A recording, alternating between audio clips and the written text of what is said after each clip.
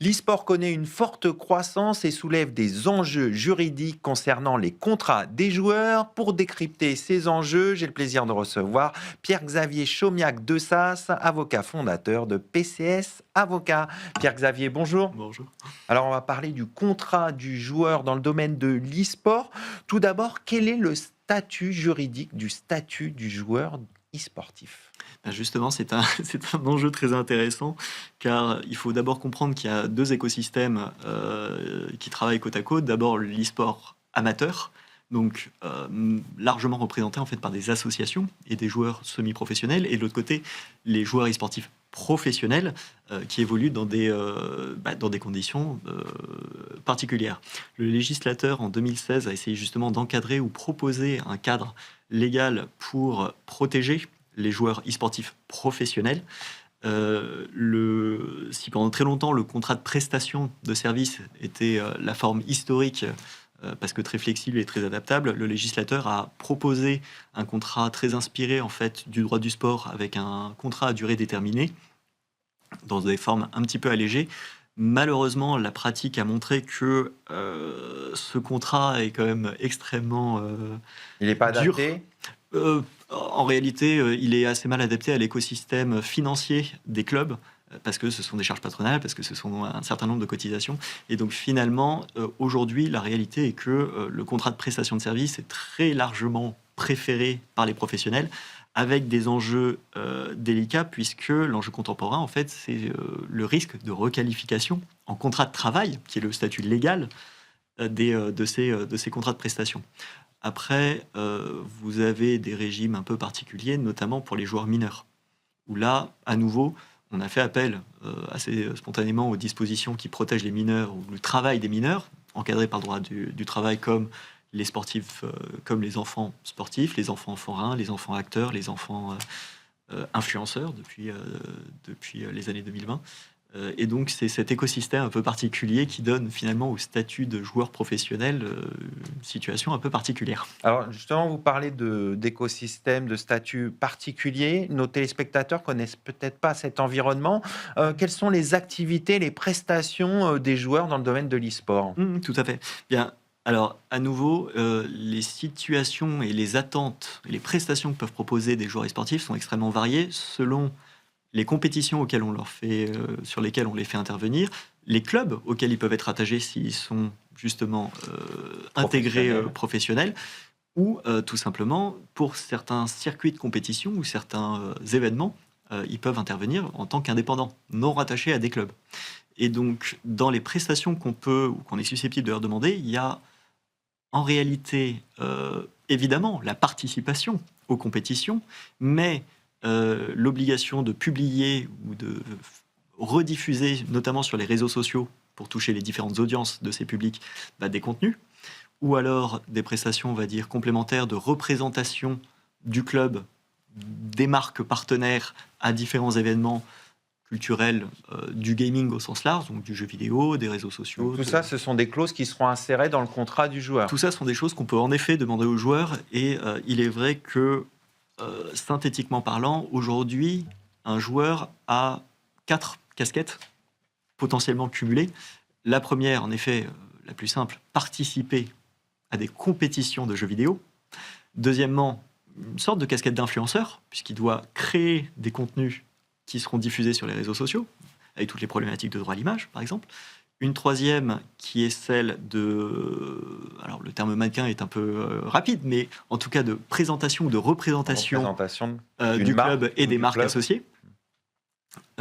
Et une dernière casquette, puisque aujourd'hui on privilégie largement le statut d'auto-entrepreneur, en réalité, les joueurs professionnels sont des entrepreneurs D'accord. qui doivent intégrer aussi toutes les problématiques qui sont liées finalement à leur statut, la création de leur société, la gestion de leur comptabilité, leur parcours professionnel au sens large, ce qui est en effet quelque chose à ne pas négliger. Donc on voit qu'il y a quatre casquettes, trois aspects fondamentaux pour le joueur dans le domaine de l'e-sport. C'est quoi les points de vigilance du coup pour eux? Alors, toutes les clauses sont importantes et mériteraient d'être étudiées, mais on peut mettre en avant d'abord celles qui touchent en fait à la rémunération des joueurs. Est-ce que on favorise une rémunération mensuelle et fixe, qui peut être un élément compliqué si jamais on envisagerait une requalification en contrat de travail. Est-ce qu'on envisage des primes et des bonus liés à des performances au sein des compétitions ou en dehors? Est-ce qu'on envisage un intéressement du joueur sur les performances du club, notamment à l'occasion des compétitions auxquelles il participerait? Est-ce que on intègre aussi la question de la rémunération de ses droits d'auteur, notamment sur son image? Est-ce qu'il y a un usage qui prédomine?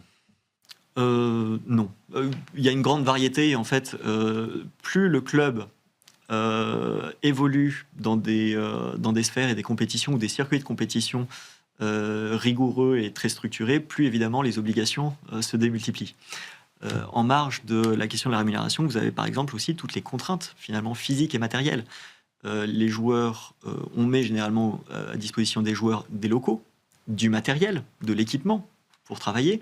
Il faut évidemment encadrer cette question. Est-ce que c'est une vente? Est-ce que c'est une location?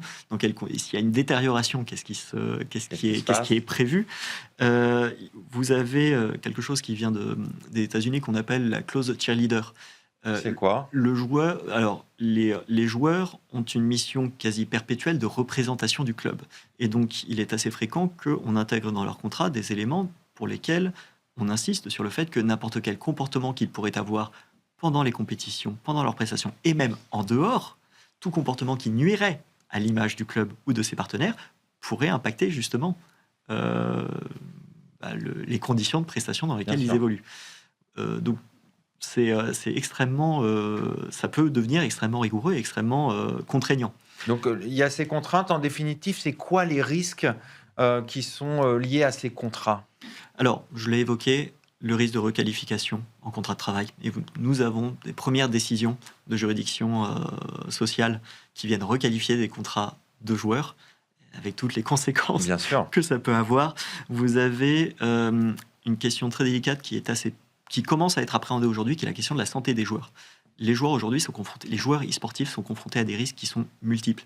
Des risques qui sont liés au stress de l'effort de performance qui leur est demandé, comme les sportifs, le risque lié aux addictions des jeux vidéo, les addictions aux écrans, tous les risques liés au cyberharcèlement, en réalité, puisqu'ils ont une semi-casquette influenceur, ils sont confrontés et deviennent des personnalités publiques. Et ça, en effet, c'est souvent mal apprécié, d'autant que si les risques commencent à être de plus en plus connus, la question de qui porte la responsabilité en cas de difficulté, est-ce que c'est le club qui emploie un prestataire externe? Est-ce que c'est l'organisateur de l'événement? Aujourd'hui, il n'y a rien qui règle ces questions? Il y a une grande selon l'organisateur, selon le club, une grande diversité de situations. Alors souvent, ils n'ont pas envie de prendre en charge ces risques. Ils sont différents. C'est difficile de les mesurer en plus. Tout à fait. Alors, il y a une prise de conscience et évidemment, faire évoluer les joueurs dans les meilleures conditions, évidemment favorables au club, favorables aux performances et favorables à l'issue. Mais il y a toujours cette limite. Est-ce que tous les prestataires auxquels on fait appel impliquent qu'on prenne en charge leur santé et leurs moyens? Évidemment, ce sont d'autres enjeux et d'autres budgets. On va conclure là-dessus. Merci Pierre-Xavier Chomiak de SAS. Je rappelle que vous êtes avocat, fondateur de PCS Avocat. Merci beaucoup. C'est la fin de cette émission. Merci de votre fidélité. Restez curieux et informés. À très bientôt sur Be Smart for Change.